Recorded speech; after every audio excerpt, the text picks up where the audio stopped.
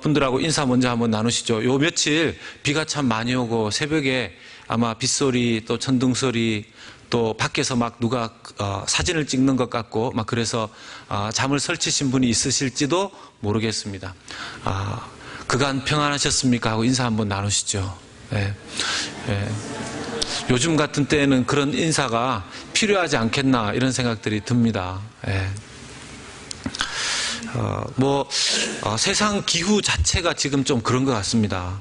우리 달라스 쪽은 그냥 이렇게 비 많이 오는 정도인데, 일본이라든지 에콰도르라든지 이런 쪽에 보니까 지진이 나고, 그래서 많은, 사상자들이 이렇게 나는 것을 볼 때, 참 안타깝고, 우리가 기도해야 될 부분이, 많이 있다, 이런 생각들이 듭니다. 이럴 때일수록 우리가 사용할 수 있는 가장 크고 놀라운 힘, 중보기도 하나님 앞에 올려드리실 수 있는 저와 여러분들 되시기를 주의 이름으로 축복합니다. 하나님께서 하나님의 사람들을 부르시고 사명을 맡기시는 방법이 오늘 이 말씀 가운데 나오게 됩니다. 이스라엘 백성들은 왕을 구했죠. 왕을 구했던 이유는 다른 이방 나라에는 왕이 있는데 이스라엘 나라에는 왕이 없고 선견자, 선지자만 있었기 때문에 지금 이 늘 하나님의 말씀 가르치는 이 선지자만으로는 우리 백성을 다스릴 수 없습니다. 좀 우리를 앞장서서 전쟁에서도 또 정치적으로도 활약을 할 수 있는 왕을 우리에게 보내주십시오. 세워주십시오. 이 간청을, 그 부르짖음을 하나님께 늘 했었습니다. 이제 하나님께서는 그러면 첫 왕을 누구를 세울까 하시다가 그 왕의 사명 첫 번째 적임자로 사울 왕, 저와 여러분들 알고 계시지만 사울 왕을 이제 첫 번째 적임자로 세우시는 그 대목에 와 있습니다. 아시다시피 사울이 그 집에서 기르고 있는 그 암나귀들을 잃어버리고 이제 그것을 찾아서 그 사환과 함께 자기의 종과 함께 오다 보니까 라마라는 지역에 선견자, 선지자 사무엘이 있는 곳까지 오게 되었습니다. 이제 사무엘을 찾아온 사울이 등장하여서 사무엘에게 나왔을 때 이제 여호와께서는 하나님께서는 사울이 올 것을 어느 정도 가르쳐 주셨는데 직접적으로 가르쳐 주신 그 부분과 또 하나님께서 사무엘을 통해서 어떻게 사명을 부여하는가 이 장면을 통해서 하나님께서 사명자는 어떻게 세우시고 어떻게 보내시는가 하는 이야기들을 여러분들과 나누고자 합니다. 15절에서 17절의 말씀을 보면 하나님께서 사울을 사무엘과 만나게 하시는 장면이 나옵니다. 15절의 말씀에 보면 사무엘에게 하나님께서 가르쳐 주십니다. 그런데 사울이 올 것을 가르쳐 주시는데 오늘 본문에 보면 언제 가르쳐 주셨다고 나와 있습니까? 성경은 보고 계십니까? 저를 보실 게 아니라 성경을 보셔야죠. 언제 사무엘에게 사울이 올 것을 사울이 올 것을 알려주셨다고 되어 있습니까? 오기 전날이라고 했습니다. 전날. 아무리 뛰어난 사무엘 선지자에게라도 하나님께서 그렇게 미리 많이 가르쳐 주지 않았습니다. 우리는 이 부분을 통해서 여러분 사무엘이 얼마나 하나님과 깊이 교제하고 직접 하나님의 음성을 듣는 사람이었습니까? 그럼에도 불구하고 하나님께서 어떤 구체적인 일들은 미리 다 보여주시지 않는다는 것입니다. 미리 기도만 하면 앞일을 다 보여주신다면 아마 시험 기간이나 이렇게 되면 학생들이 교회로 굉장히 많이 몰려올 겁니다. 하나님 보여주시옵소서. 특별 새벽 기도회를 부모님이 안 해도 자녀들이 알아서 와서 여기 다 올라와서 기도하고 있을 겁니다. 하나님께서 그렇게 안 하시죠. 종말도 하나님께서 그 날과 그 시는 아무도 모르게 하시겠다고 하셨습니다. 그런데 하나님께서 그렇다고 해서 완전히 모든 것들을 다 비밀에만 붙이시고 아무것도 알려주시지 않는 것은 또 아니라고 하셨습니다. 징조를 보여주시겠다고 하셨고 그 하나님의 자녀들과 종들에게는 그렇게 갑자기 도둑같이 오지만 하나님께서 그 어느 정도의 징조들, 사인들을 보여주시겠다 그렇게 말씀하셨습니다. 사무엘에게 그 기도 많이 하는 사무엘에게도 하나님께서 사울이 올 것을 전날 지금 가르쳐 주십니다. 가끔씩 제가 이렇게 목회를 하면서 저도 목회에 대한 계획을 세웁니다. 그 목회에 대한 이렇게 계획을 세우는데 목회에 대한 계획을 세우는 데 있어서 어떻게 보면 굉장히 제가 이렇게 세워놓고도 참 추상적이다 그런 생각이 듭니다. 왜냐 3년, 5년, 8년, 10년 이런 계획들을 제가 세워보면서 제가 그 옆에다가 단서 조항을 달아놓습니다. 될지 안 될지는 모릅니다 이렇게 적어놨습니다. 어떻게 보면 그게 계획도 아니고 계획이 아닌 것도 아니고, 제가 그 존경하는 목사님 그 위임식 때 이 축하 영상 하셨던 분 중에 한 분도 그러셨는데 목회 계획이 무엇입니까 하고 성도님들이 물었을 때 두 분 다 개척하셨으니까 누구신지 모르시겠죠? 개척하는 그 당시에 개척을 따라온 성도님들이 물었다 그러죠. 목사님, 개척의 앞으로의 계획이 무엇입니까? 그 목사님이 이야기하시기를 모릅니다. 없습니다. 이렇게 얘기하셨대요. 그래서 그 얘기를 듣고 역시 이분이 겸손하시구나. 모든 계획이 다 있는데도 역시 이 정도 얘기하시는 거 보면 얼마나 담대하시고 믿음이 크신가. 이렇게 하면서 같이 교회를 개척하시고 한참 교회가 부흥된 다음에 많이 지나가서 그 분이 목사님에게 가서 물었답니다. 목사님, 그때 개척 초기에 아무 계획이 없다고 얘기하셨었는데 왜 그때 그렇게 얘기하셨습니까? 이렇게 좋은 목회를, 이렇게 귀한 목회를, 열매 맺는 목회를 하시면서 그랬을 때 그 목사님 대답이 그랬답니다. 진짜 아무 계획이 없었는데요. 정말 그때 아무 계획이 없었고 그날 아니면 그 앞에 하나님께서 주시는 것들을 붙잡고 그것을 순종하고 실천하는데 바빴다 하는 그런 고백들을 그분이 하셨다는 겁니다. 이 이야기는 아무런 계획도 세우지 말자는 뜻이 아니고요. 하나님께서 구체적인 것들을 보여주시는 부분에 있어서 우리의 생각이 너무 앞서가는 것은 곤란하다라는 뜻으로 해석이 됩니다.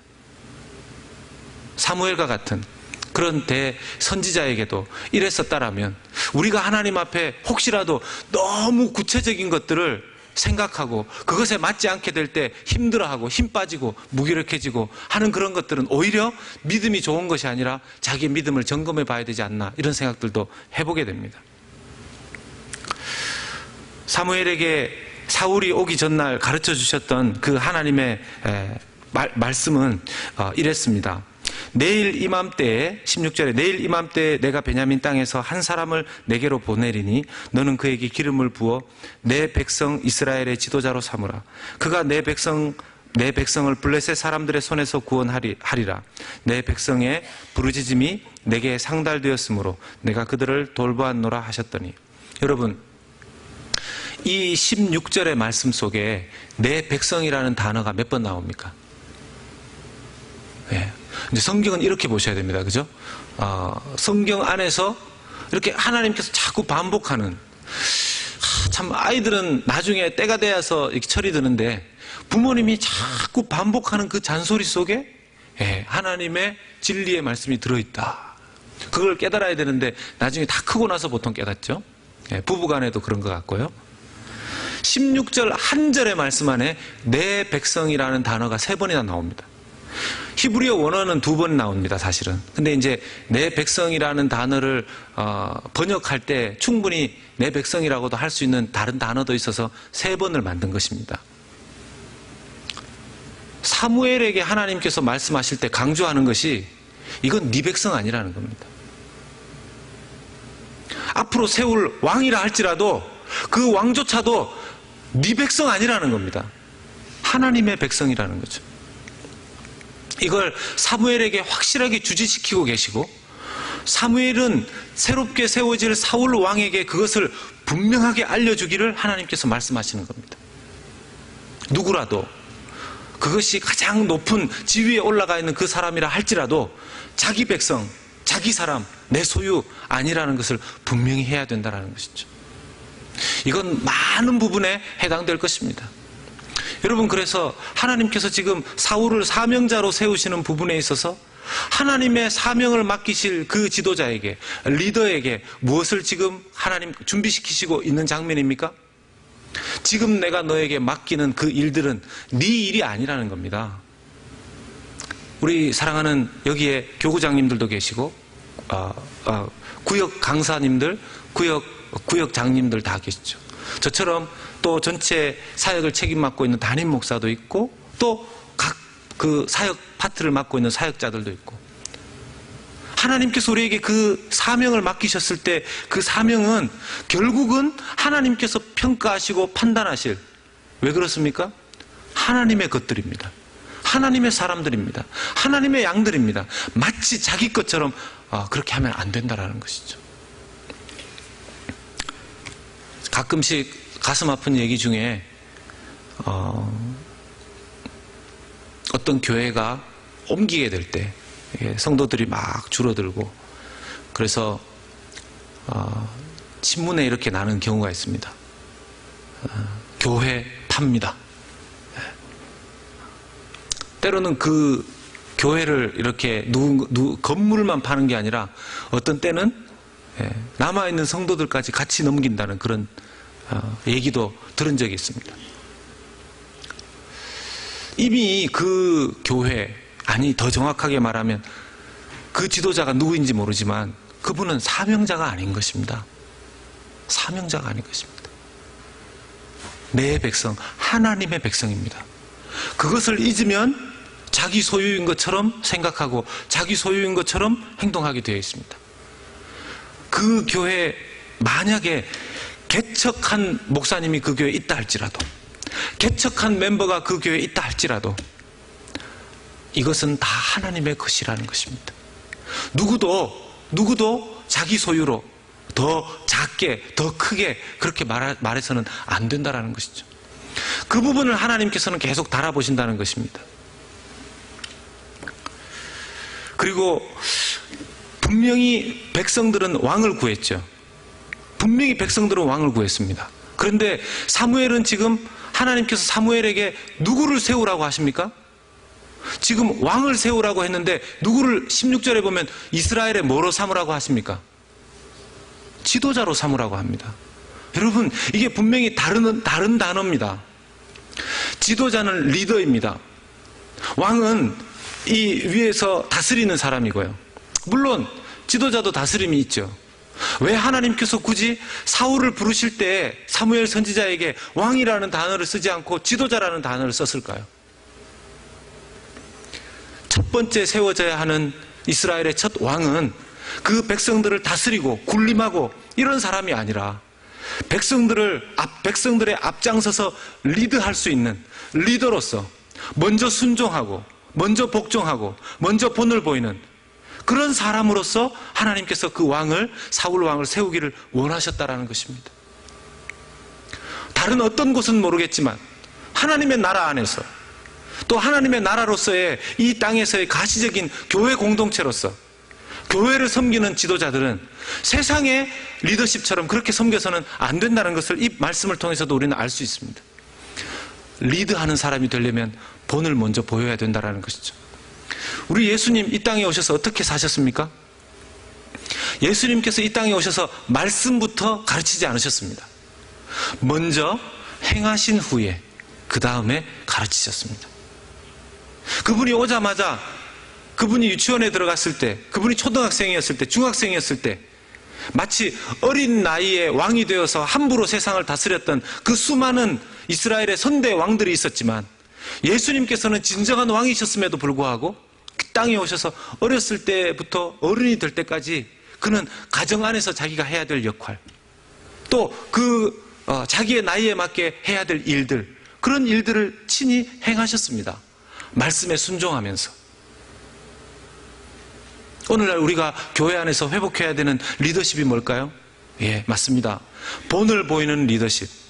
먼저 하나님 앞에 순종하는 리더십.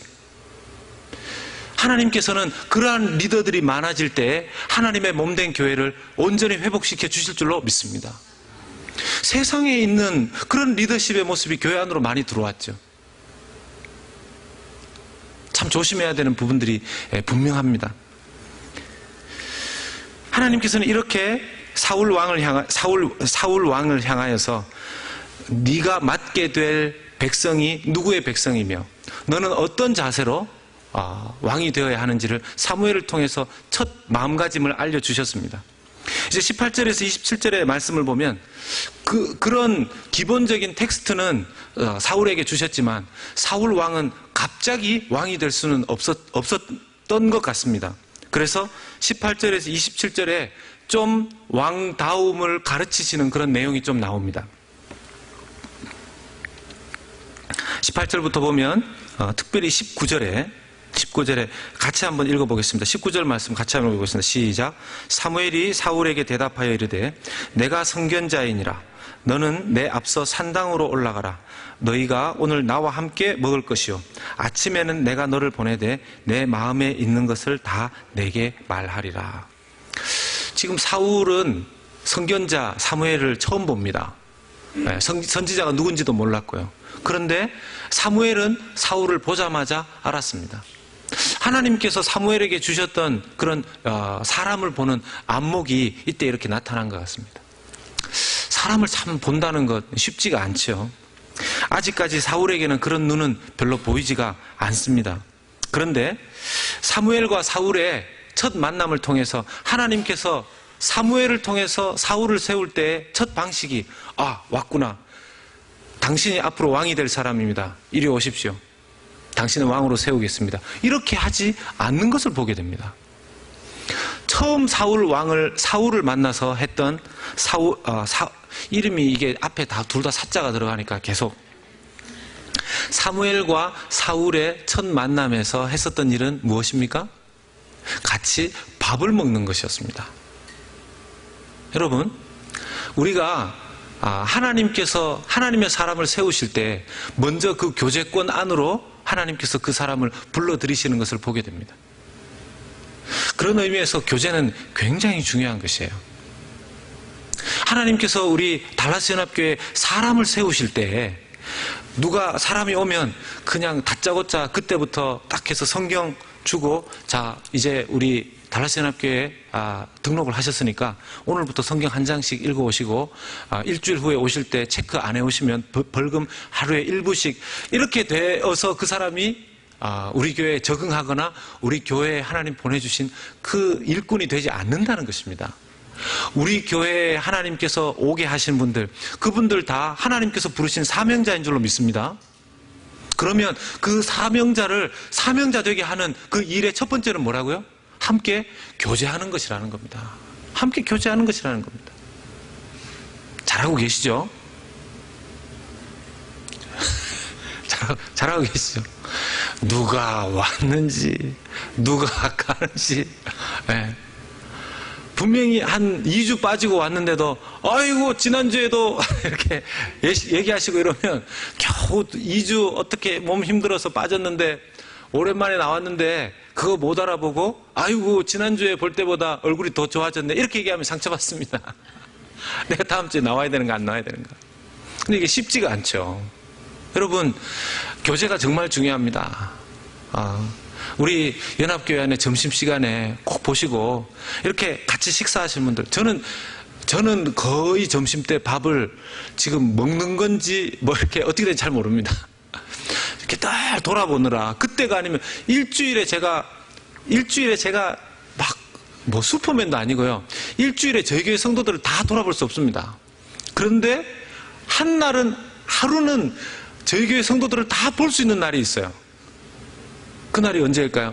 주일이죠. 또 그 시간이 특히나 언제일까요? 점심시간. 저는 점심시간에 바쁩니다. 점심시간에 바쁩니다. 어떤 분은 목사님 내가 온 걸 알까 모를까? 한번 시험해 보십시오. 시험하기 위해서 빠지고 그러지 마시고요. 시험하기 위해서 빠지고 그러지. 알고 있습니다. 알고 있습니다. 제가 왜 이 말씀을 드리냐 하면 교제가 정말 중요하기 때문에 그렇습니다. 구역 모임 같은 거 할 때, 구역 모임에 또 오자마자 딱 들어가니까 새로운 새 가족이 구역 모임에 딱 들어갔는데 다 방석 내놓고 무릎 꿇고 딱 앉아 있는 거죠. 성경 찬송. 그러면 그 다음 주에 오는 그 새 가족은요, 그분은 아마 목사님이거나 전도사님이거나 아니면 어느 교회에서 이미 그렇게 신앙생활을 했을 가능성이 많고요. 일단 그런 분들이 오시면 정말 교제하고 따뜻하게 환영해주고 특별히 잘 먹여야 됩니다. 근데 너무 비싸고 좋은 걸 먹이면 그분들이 행복해하는가? 그렇지 않아요. 제가 늘 말씀드리지만 삼계탕을 먹어도, 여기서 말하는 삼계탕은 삼양라면에 계란 푼 겁니다. 그냥 라면 한 그릇을 같이 먹어도 서로 교제하면서 따뜻한 마음으로 그렇게 교제하고 하면 정말 마음이 편한 거죠. 정말 마음이 편한 거죠. 하나님께서 이제 이스라엘의 첫 왕을 세우시는데 이렇게 급하지가 않네요.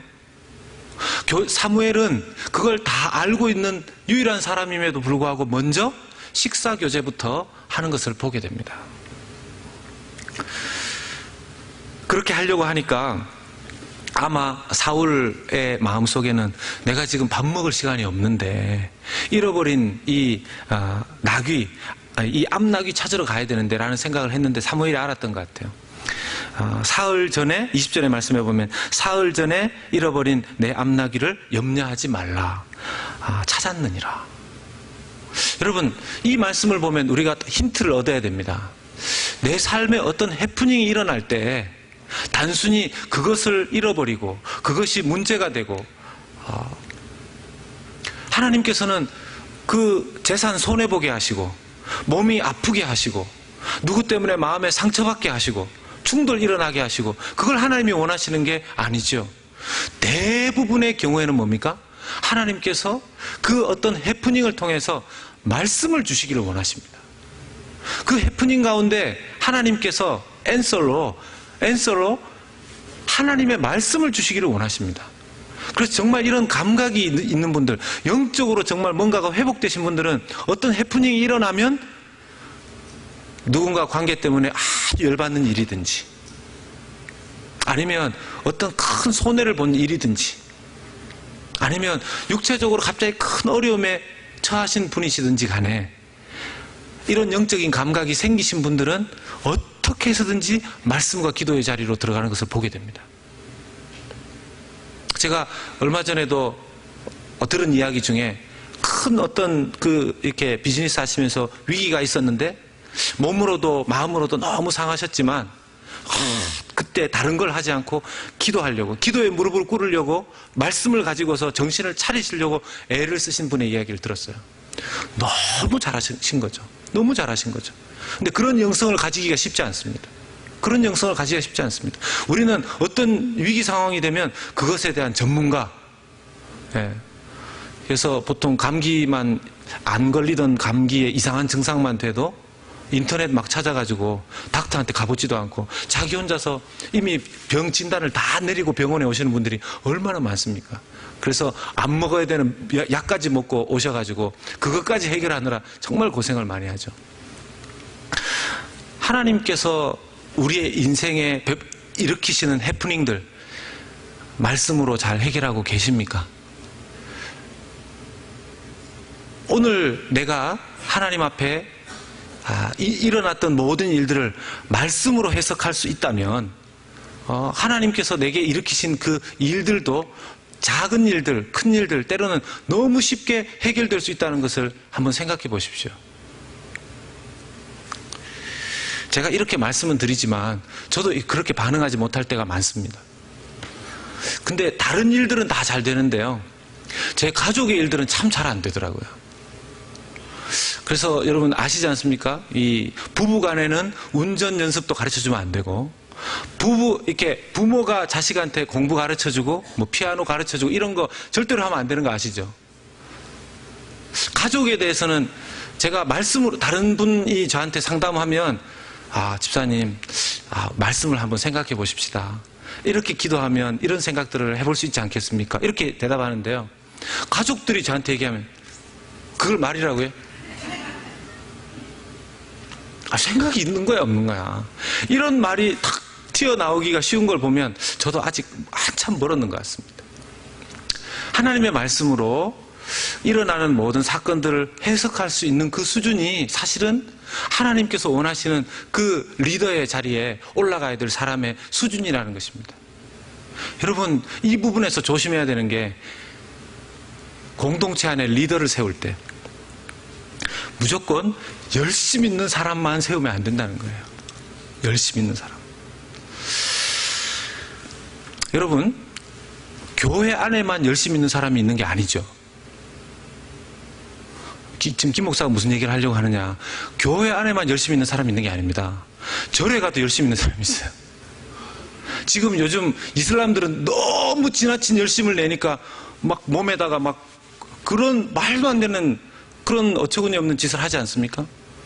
그러니까 여러분, 우리의 신앙의 기준이 열심히 되면 안 됩니다. 열심은 그 다음입니다. 1번은 하나님과의 관계입니다. 하나님의 말씀에 엎드리고 있는가? 하나님의 말씀을 듣고 있는가? 하나님 말씀에 순종하고 있는가? 그리고 그 말씀 앞에서 성령 안에서 나오는 열정, 이어야지 진짜 열정이라는 거죠. 자칫 잘못해서 막 보면 너무 열심을 내니까 교회 온 지 얼마 안 됐는데 막 열심 내고 이렇게 하니까 한 달 만에 집 사주고. 이민교회 안에서 가끔씩 그런 거 제가 봅니다. 제가 만나고 상담했던 그 교회를 실족해서 나오시지 않았던 분 제가 만나보니까요. 미국 와서 처음 예수 믿는데 교회 나갔더니만 좀 이 계산 잘하고 숫자 잘 한다고 이 석 달 만에 집사 직분 주고 몇 달 더 지나니까 재정 담당까지 맡긴 거예요. 근데 이분이 1년 채 안 돼서 시험에 든 겁니다. 그분이 열심히 하니까 교회가 일을 맡겼는데 교회는 그렇게 일을 맡기면 안 됩니다. 예. 최소한 저는 그렇게 생각합니다. 제가 여러분들 여기에서 제가 말씀드리는 거, 저는 교회 안에서 모든 사람들이 함께 주님의 일에 동참하고 봉사해야 된다라고 믿는 사람입니다.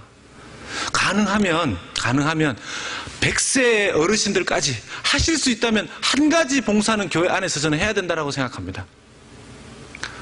또 어르신들은 김 목사 위임 예배까지 드렸는데 고생하겠는데 우리가 그렇게 생각하실지도 모르겠네요.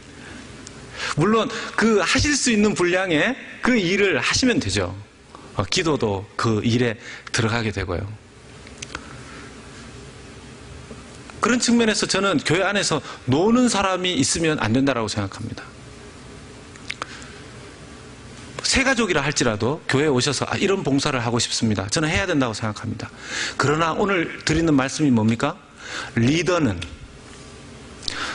그 팀의 리더는 반드시 하나님의 말씀으로 훈련되고 하나님의 말씀으로 일할 수 있는 사람, 하나님의 말씀으로 교회를 볼 수 있는 사람, 하나님의 말씀을 통해서 순종하고 다스림을 받을 수 있는 그 사람이 리더가 되어야 된다는 것입니다. 그래서 제가 지금 교회 안에서 훈련을 부지런히 시키는 거죠. 당분간은 공부를 좀 열심히 하셔야 될 것 같습니다. 자, 이제 이후의 내용들은 사무엘이 사울을 인도하여서 그곳에 있는 자리 중에서 상석에 앉힙니다. 그 잔치 자리 중에서도 그 잔치는 30명 정도가 모였다고 하는 거 보면 그 지방에 있는 유지들이, 지도자들이 모였을 겁니다. 그 자리 자체가 사실은 굉장히 중요한 자리인데 그 자리 중에서도 가장 상석에 사울을 앉힙니다.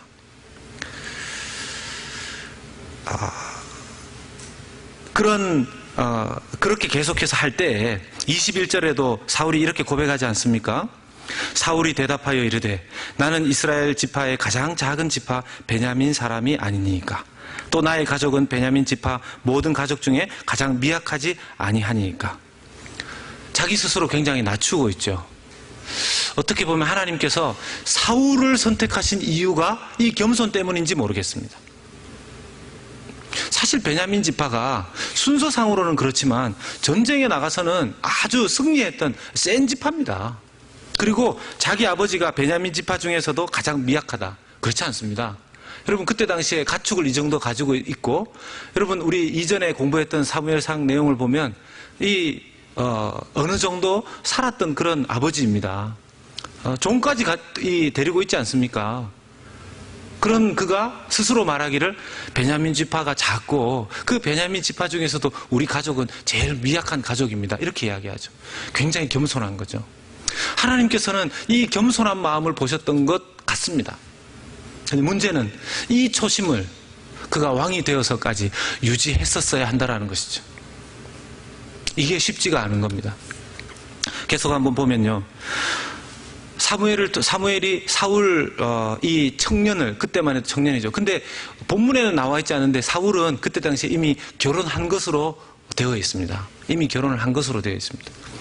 이 사울이라는 청년, 그러나 결혼한 청년이죠. 상석에 앉히고 고기 중에서 여기 보면 넓적다리, 제가 이렇게 고기 부위에 대해서 잘 모릅니다. 사람에 대해서는 이 사람의 이 말씀과 영성 이런 거에 대해서는 관심이 있지만, 그래서 넓적다리가 어떤 맛인지 제가 잘 모르겠는데, 제가 좀 찾아보니까 이 히브리 성경 안에 이 넓적다리는 기름기가 좀 있고 이렇게 하면 굉장히 맛있는 부위랍니다. 좋은 곳. 이쪽을 잘라서 사울에게 준 거죠.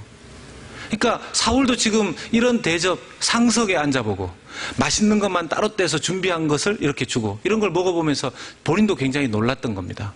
상석에 앉아보는 경험. 이게 정말 불편한 겁니다. 제가 물론 이렇게 염색을 해서 안에 이렇게 그 흰머리가 있습니다만은 저희 교회 어르신들이 많지 않습니까? 근데 제가 신방을 가거나 구역 모임을 하면요, 저보다 분명히 선배님들이 계세요. 인생의 선배님들이 계신데, 이제 제가 담임 목사고 이러니까 목사님이 먼저 식사를 해야 된다는 겁니다. 그러니까 꼭 앞부분에서 그 어르신들과 제가 실갱이를 좀 이렇게 막 하고, 어떤 때 제가 봤을 때 제가 좀 힘으로 좀 더 밀 수 있고 이런 분들은 제가 좀 앞으로 보내드리고, 나이가 있으신데도 요즘 보면 힘세신 분들이 많으세요. 그런 분들한테는 저도 좀 밀리고 이렇게 되는데, 이게 뭐 담임 목사님이니까 먼저 드셔야 됩니다. 목사님이니까 먼저 하셔야 됩니다. 이게 정말 힘듭니다. 정말 힘듭니다. 예. 솔직히 말씀드리면 진짜 힘듭니다. 예. 근데 제 마음에 이런 생각이 있습니다. 평생 힘들어야 된다, 이런 생각이 있습니다. 제가 언제쯤 안 힘들 수 있겠냐 하면, 저도 이제 그때쯤 됐을 때, 제 밑으로 다 모여 그러면 다 모여야 될 때, 제 위로 정말 아무도 없을 때, 그때가 올란지 잘 모르겠습니다. 그때쯤이면 저도 당당하게 제일 앞에서 아무 생각 없이 먹을 수 있겠지만, 그 전이 되기까지는 사울을 보면서 그런 생각을 하게 됩니다. 하나님께서는 지금 왕을 삼으셔야 되기 때문에 사명으로 왕 세우기 바로 직전에 이렇게 사울을 높은 자리로 올리는 연습을 시키십니다. 여러분, 이런 생각하시는 분이 계시죠? 리더는 본을 보여야 되니까 무조건 가난해야 되고, 무조건 엎드려야 되고, 무조건 겸손해야 되고, 무조건 져야 되고, 몰라야 되고, 낡은 옷 입고 다녀야 되고. 여러분, 그렇지 않죠? 바울이 뭐라고 합니까?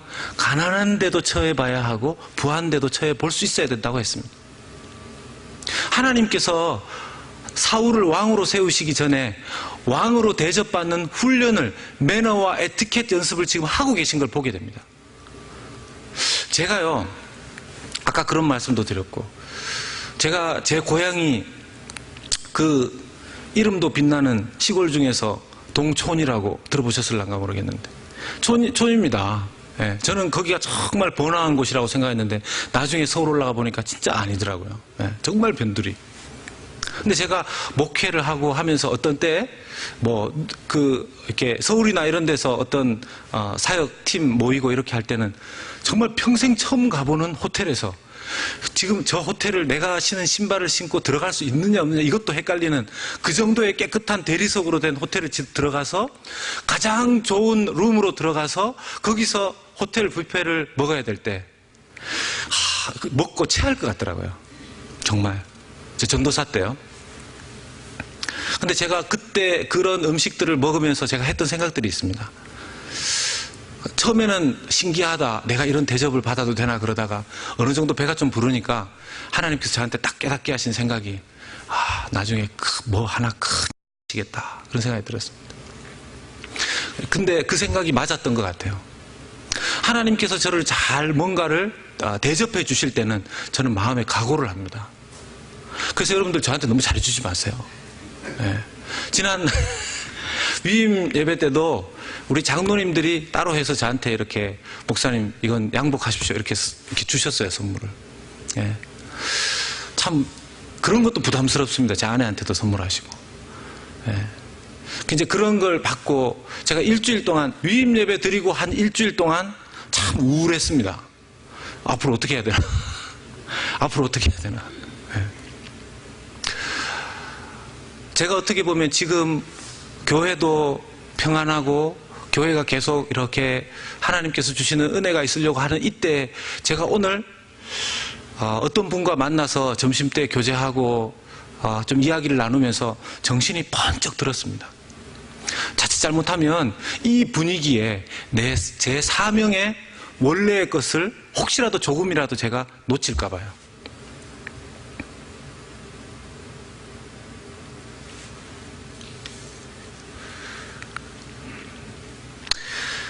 이렇게 사무엘이 사울을 준비시키고 하나님의 뜻을 따라서, 여러분 보십시오. 하나님께서 사울을 왕으로 세우시기 전에 부르시죠. 겸손한 훈련부터 시키시고 그 해프닝을 통해서 하나님의 사람에게로 이끄신 다음에 높은 곳에 올라갈 수 있는 그런 에티켓도 훈련을 시키시고, 그러신 다음에 마지막으로 하나님께서 사울에게 주시는, 마지막으로 사명자에게 주시는 하나님의 그런 액션이 무엇입니까? 27절 말씀 같이 한번 보겠습니다. 27절 말씀 같이 읽겠습니다. 시작. 성읍 끝에 이르매 사무엘이 사울에게 이르되 사환에게 우리를 앞서게 하라 하니라. 사환이 앞서가므로 또 이르되 너는 이제 잠깐 서 있으라. 내가 하나님의 말씀을 내게 들려주리라. 하나님께서 사명자인 사울에게 모든 것들을 준비시키시고 연습시키시고 마지막으로 주시는 게 뭡니까? 말씀입니다. 하나님의 말씀입니다.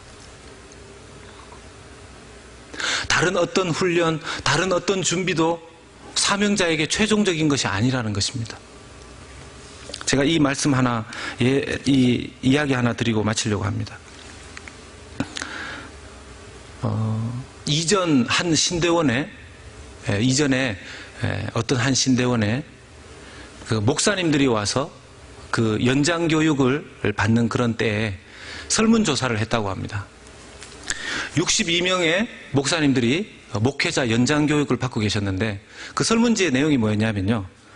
하루에 1시간 이상씩 성경 읽으시는 분. 두 번째 질문이, 두 번째 그 조건이 10분에서 30분 정도 성경 읽으시는 분. 이제 그리고 나머지였었는데 62명 중에 1시간 이상 성경 읽으시는 분이 한 분이었습니다. 지금 성도들 모아놓고 하신 게 아니고 목사님들 모아놓고 하는 연장 교육이었었습니다. 그러면 10분에서 30분 사이에 성경을 읽으시는 분 몇 명쯤 나왔을 것 같습니까? 네, 1명 나왔습니다. 물론 그분들이 그 타이밍에 바쁘셔서 못 읽으실 수도 있으셨겠지만, 여러분, 하나님께서 저와 여러분들을 이 땅의 사명자로 부르셨다고 믿으십니까? 내가 하나님의 사명을 감당하려고 한다면요, 하나님께서는 수많은 준비와 연습들을 우리에게 시키십니다. 사람들 사이에서, 또 일터에서, 또 학교에서. 그러나 가장 중요한 사명자의 마지막 하나님의 부탁은 무엇입니까? 말씀입니다. 그 말씀 없이 영성을 유지할 수 없고, 그 영성이 없을 때 하나님의 사명을 끝까지 감당할 수 없기 때문에 그렇다는 것입니다.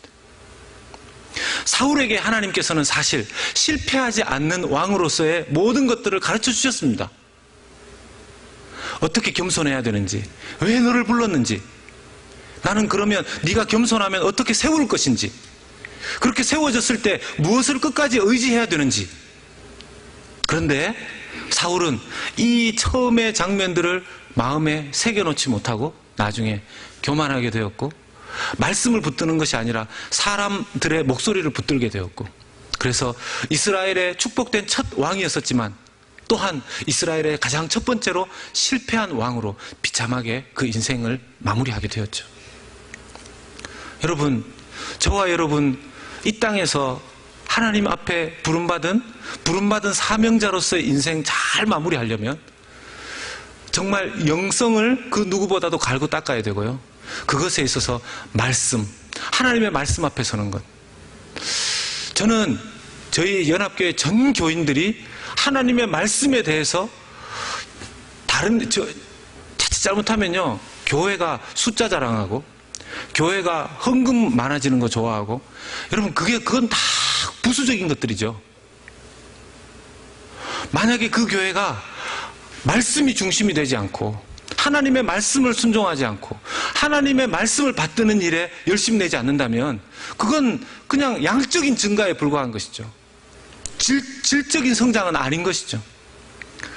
오늘 이 말씀을 통해서 하나님 앞에 사명자로 살고 싶다면 나는 어떤 결단을 해야 되는가? 사랑하는 우리 연합의 가족분들, 특별히 이렇게 3일밤 예배 나오시는 분들은 그래도 막 열심히 내시는 분들이시죠. 자, 마지막으로 요것만 묻겠습니다. 지금 성경 읽고 계십니까? 여러분들에게 올해 초에 나눠드린 맥체인 성경 읽기표 있습니다. 하루에 4장씩 읽으셔야 되는.